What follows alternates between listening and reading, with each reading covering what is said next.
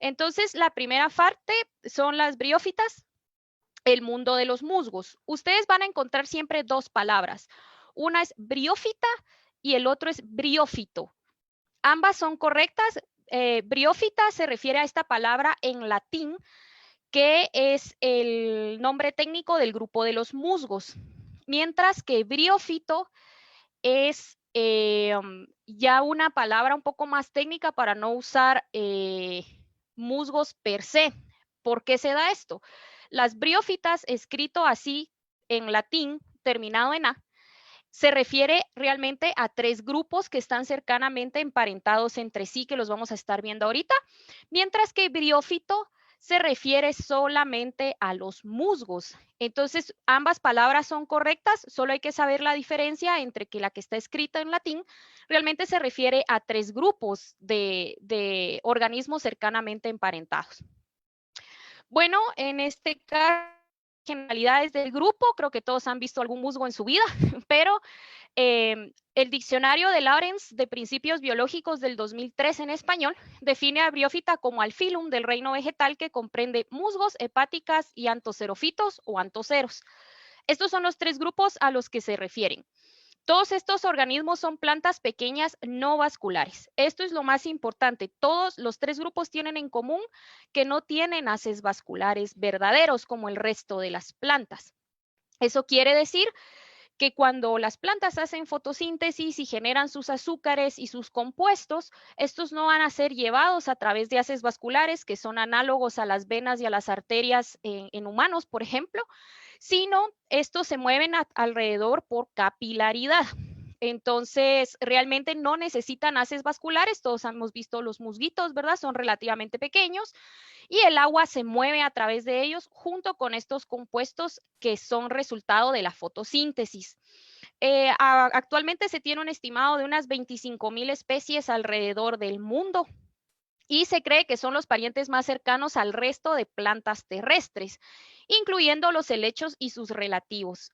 Se cree que habitan el planeta hace más de 300 millones de años, son plantas realmente prehistóricas, ¿verdad? Es de admirar que todavía sigan funcionando en la actualidad.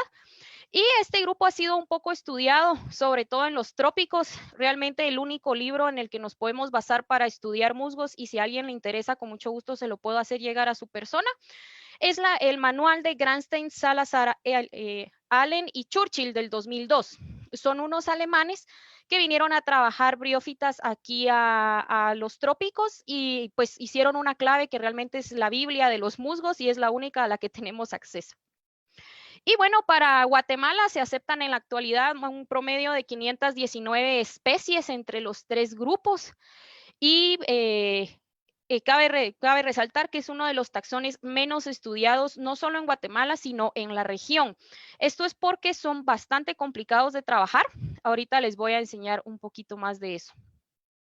Bueno, tenemos a las tres divisiones, como les había dicho, ¿verdad? Tenemos a las hepáticas o marcantiofitas, a los musgos o briofitas sensu estricto se dice, y a los antoceros o antocerontes como división antocerofita. Las tres divisiones tienen en común, como les dije, que carecen de tejidos vasculares, entonces no van a tener xilema ni floema y tampoco presentan raíces, tallos u hojas verdaderas. Y también sabemos que no producen semillas, por lo que tanto no tienen flores, ¿verdad? Tienden a ser organismos pequeños, generalmente no superan los 10 centímetros, son frágiles y de crecimiento agrupado que forman grandes colchones.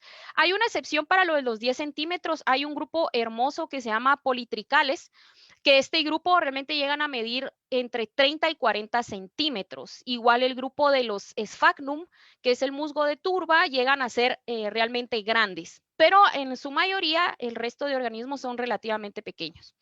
No tienen tejidos conductores, como les he dicho, y el agua viaja por capilaridad. El siguiente tema es un poco de taxonomía y clasificación de estos grupos. Básicamente esto es una hepática, ¿verdad? Vamos a tener dos tipos de hepáticas en este caso.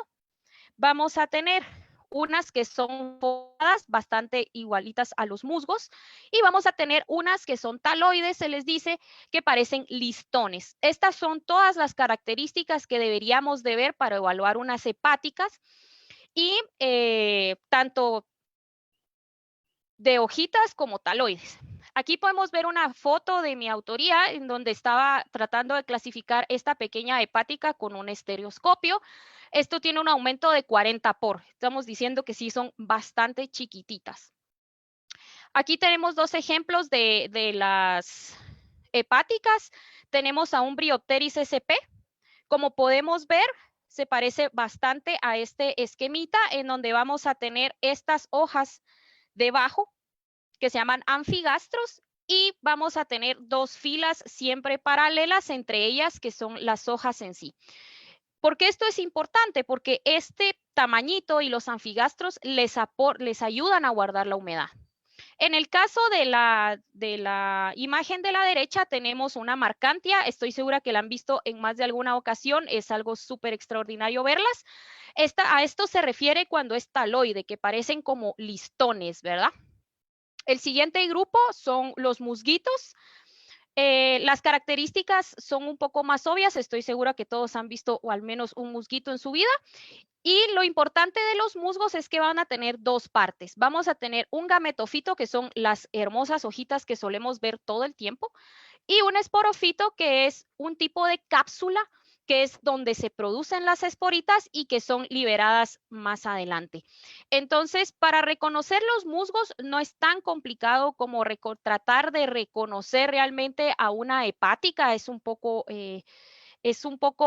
diferente el trabajo con ellos, pero suelen vivir juntos. Entonces, aquí tenemos un ejemplo de un musguito bastante común en la ciudad de Guatemala, Fauronia sp.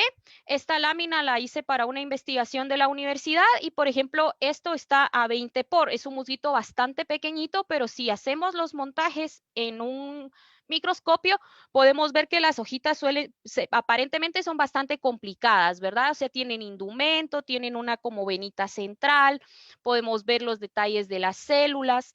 Entonces, todo esto es bastante importante para llegar a clasificar a los musguitos en sí. Y el otro grupo son los antoceros, que estos son menos comunes, de hecho son de estos tres grupos el que menos especies tiene incluso a nivel mundial.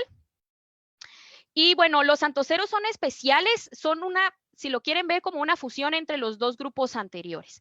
En este caso vamos a tener una estructura más o menos taloide, sí, como listones, como vimos con marcantia.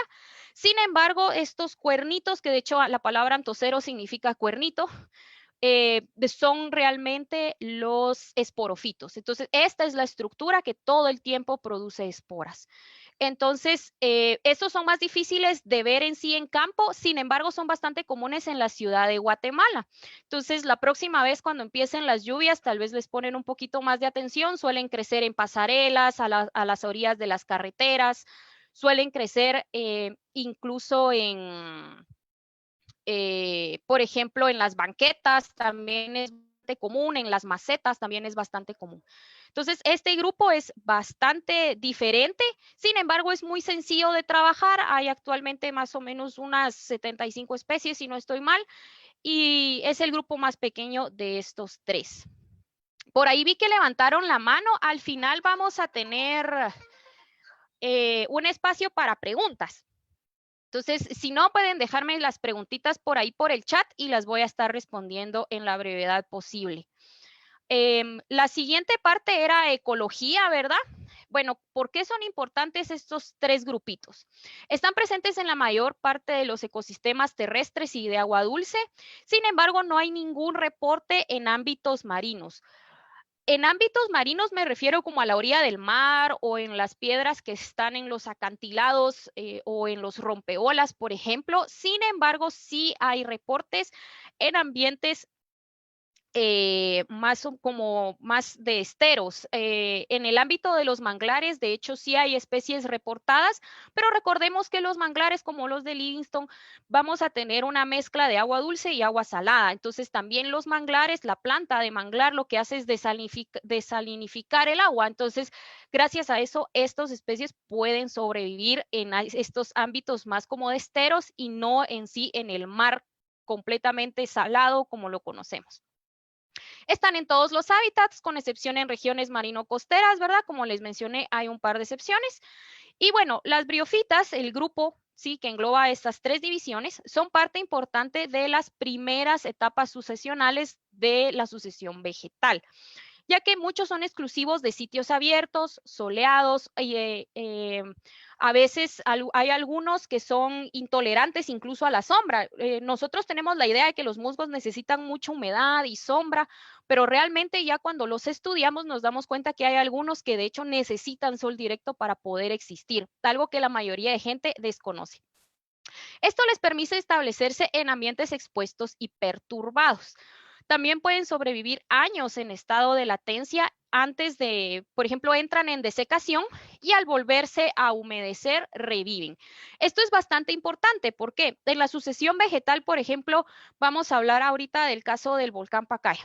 Ustedes sabemos que es una gran destrucción, sabemos que allí se han perdido muchísimas cosas, entre ellas pues el bosque nativo del alrededor del volcán Pacaya en este caso. ¿Qué pasa con la sucesión vegetal? Cuando esa